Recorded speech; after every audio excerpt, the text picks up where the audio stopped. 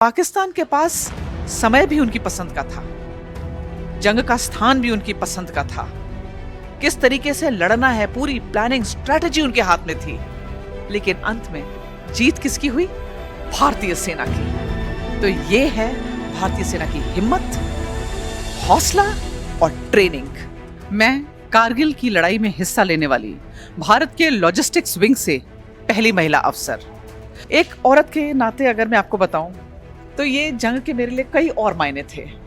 मेरे पति इस जंग में हिस्सा ले रहे थे, तो एक पत्नी के नाते मेरा ध्यान उनकी ओर था। मेरा एक 3 साल का बेटा मेरे साथ था और मेरे मन में हमेशा यह ख्याल आ जाता था कि अगर दुश्मन की गोलाबारी से कहीं मेरे पति और मैं, हम दोनों चले गए तो इस बच्चे का क्या होगा।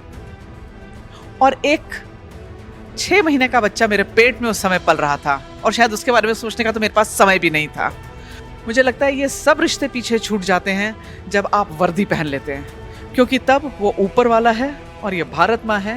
माई role as an ordnance officer was to equip the fighting forces to fight an effective battle against enemy. गोला बारूद, हर तरीके का गोला बारूद, यानी बड़ी बड़ी गन्स, बोफोर्स गन से लेकर उनके राइफल्स और कार्बाइन्स तक। तो एक फौजी तब तक लड़ाई कर सकता है जब तक उसके बंदूक में गोली है और उसके पेट में रोटी है।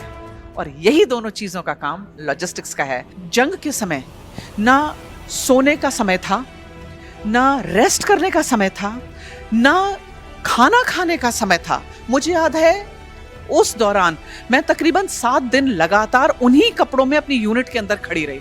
उनके हारे हार है, मन के जीते जीत। ये शरीर, आपका जेंडर, भारतीय सेना के अंदर ये कुछ मैटर नहीं करता। From day 1 you are a leader. From day 1 आप सेम वर्दी पहनते हैं। फ्रॉम डे 1 आपके कंधों में वही स्टार्स लगते हैं। पहले दिन से ही आप वही सैल्यूट करते हैं और वही सैल्यूट आपको मिलता है।